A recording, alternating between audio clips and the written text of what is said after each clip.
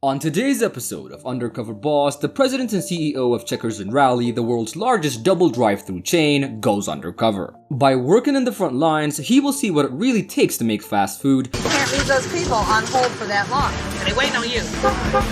Mark, how do I do 5 chicken bite boxes? And for the very first time ever, a boss will be forced to do something so drastic that his company will never be the same again. That we weren't going to keep operating this restaurant. We're going to close it. So we're losing our job? This and many more reveals on today's episode of Undercover Boss.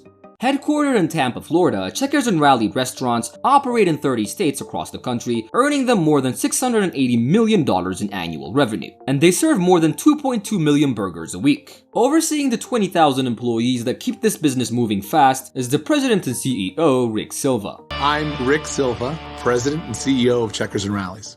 Checkers and Rally started as two separate companies, and Rally's began in 1985 and Checkers in 1986. They were like twin companies and their menus were almost identical, and they both had double drive-thrus and a walk-up window without a dining room inside. The business merged in 1999 because they figured instead of competing, they wanted to join forces and grow both brands. Rick worked 13 years at Burger King and was recruited by Checkers and Rally 5 years ago. Rick immediately made changes and brought with him people that he knew can deliver. Rick is a perfectionist and runs all the food with focus groups before releasing it to the public, and this has led to his great success. Rick loves the restaurant business and loves the competition, and he really doesn't like to lose, so he will work every day and night to make his company the best. Since Rick came, the restaurant has evolved, and they've added new menus, added snack options and ice cream, which brought all sorts of new kinds of customers.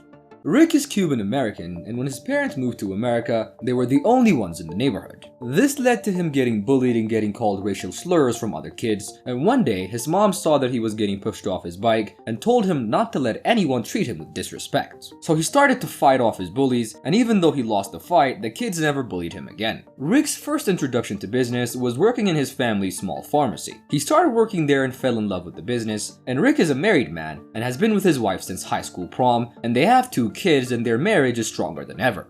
Rick believes this is the best time to reevaluate and find new things that they can do differently, and they now have 800 restaurants, and his aspiration is to get that number to 1,000 within the next few years. The thing he is fearing the most is seeing a guest or an employee getting treated horribly, cause that to him is completely unacceptable. Rick will be going undercover as Alex, a failed pharmacy owner from Philadelphia, and his workers will be told that he's a contestant in a reality show competing to get his own restaurant. While undercover, I'll be posing as Alex Garcia, a failed pharmacy owner from Philadelphia. For his first job, he travels to Homestead, Florida to work in the grill and fry section. I'm here in Homestead, Florida. I'm going to spend the day with a team member in a restaurant. He personally asked the restaurants to sell more products faster, and he's there today to see if his plans to increase productivity are working, and there he meets up with Todd, who will be teaching him for the day. Todd is a shift leader, and when Rick asks him how long it took him to get this job, he tells him that it was a short time because he trained himself fast, but this is not how things should go, and Rick worries that employees are not getting trained properly. I was surprised that Todd wasn't properly trained. That position is absolutely critical, so I'm a little worried.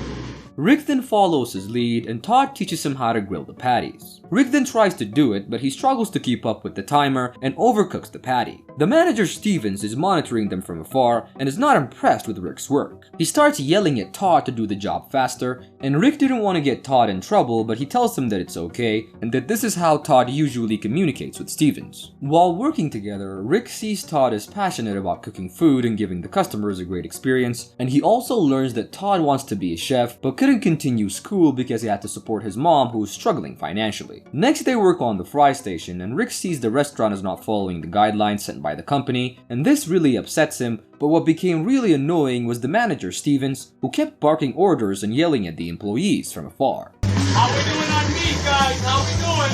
Sorry, I'm slowing you down, aren't I? Yeah. He even overhears him threatening to beat up the employees. How many hours do you have right now? It ain't 20.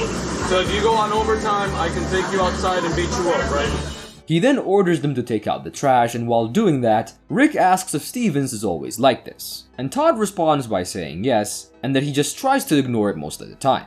Rick then asks Todd why he works in this kind of environment and why he would let anybody treat him like this. Todd explains that he needs the job to help out his mom and he doesn't want to lose it and create problems. And he's willing to tolerate anything even if Stevens makes him feel worthless. Rick then says that he'll talk to him and Todd breaks down and starts crying, and he tells him that he needs his job because he desperately requires the pay. I didn't sign up for it.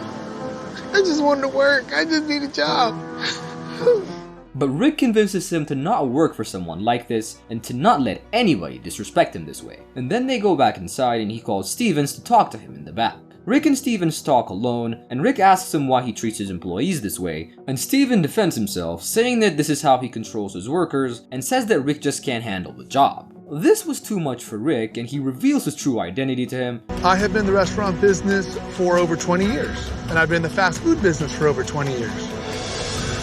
I'm CEO for this company. And tells him that this is not how you run a restaurant, and since he doesn't follow the company's rules, the restaurant gets shut down right then and there. But hearing all this, Stevens changes his tune immediately and starts making excuses, but Rick wasn't buying any of it and shuts down the restaurant.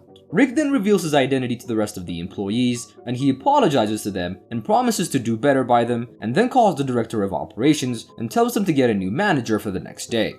The next day he travels to Carroll City, Florida to work in the night shift, and he meets up with the manager Joyce, and from the first minute he saw Joyce's tune and enthusiasm as a manager, he realizes that she's the complete opposite of Stevens. She's very upbeat and also has a great relationship with her workers. Okay, coming through. Big woman coming through. Mr. Alex, our new manager in training. She first teaches him how to work in the ordering window, and he sees that she's great with customers as well. He then tries to work in front and struggles to use the ordering computer system, and he's also stiff and slow, but he recognizes that and apologizes to the waiting customers. His first customer, he was like so rigid. If I was a glass of milk in his hands, I would probably be a milkshake after he was done. Next, she teaches him how to work in the drive-thru, and he sees that their communication equipment was too old and doesn't work properly. And a big chicken. Our equipment here is older than Methuselah. Joyce has found a way to understand the muffled sounds, but he couldn't even take one order properly, and Rick's goal was being efficient without lowering their food quality, but he sees that his company has a lot to improve. He later goes on a break with Joyce and asks her what she would like to see improved within the restaurants, and she tells him that the standardized menu is hurting restaurants as they have a different customer base than the headquarters, so she tells him that restaurants in different states should figure out what people like there and diversify their menu. She also tells him her great marketing ideas, which she couldn't do because corporate doesn't allow it. Rick always made decisions based on focus groups, but he's learning that the best way to do it might be to include the manager's ideas as well. And we spend a lot of money on focus groups, but maybe I'm not using an asset, a talent that we have in the organization, and I think we can capitalize on that. He also learns a lot about Joyce and that her life fell apart because she was a single mom and didn't have enough food to eat, but she found a free coupon from Checkers and Rally, and that's when she was able to get food for her and her daughter for 2 days. Since then, she's been loyal to the restaurant and enthusiastically works there every day. For his last job, Rick travels to Mobile, Alabama, and the birthplace of Checkers, to work on the sandwich board station. Behind me is the first restaurant in the entire Checkers system. We built the latest company restaurant. He meets with Joanna, who gets him right into the job, and she first teaches him how to make a burger. Now, and a crawl. Ketchup. Tureen. Pickles. 1, 2. Spaced out. 1 onion.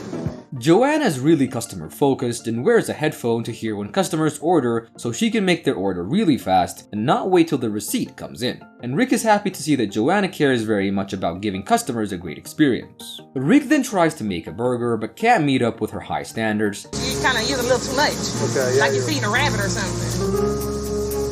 Her expectations were high. And he's also very slow and keeps the customers waiting and even messes up the orders sometimes, but Joanna makes him throw it out and make it again. After finally making an okay burger, he then struggles to wrap it, which makes Joanna laugh and makes fun of him, saying that Rick won't be able to wrap a burger if he had a gun pointed at his head. If somebody had a gun to Alex's head and asked Alex to wrap me a perfectly made sandwich, Alex would get shot dead on the spot. But even with all his mess-ups, Joanna was very patient with him and she helps him get it right. They then go on a break and he learns that she's been working in the restaurant for 7 years, and she also tells him that she wants to become a manager and tells him that she would change the bonus structure so that it's not only the managers getting the money when everyone else also worked hard to earn extra. She also tells him that a lot of employees don't feel appreciated by the company, and she also goes on to tell him that she hasn't gotten a single raise in 7 years of working there. And finally, Rick's undercover time comes to an end, and he calls his employees to the restaurants to reveal his true identity. I'm Rick Silva, CEO of Checkers and Rallies.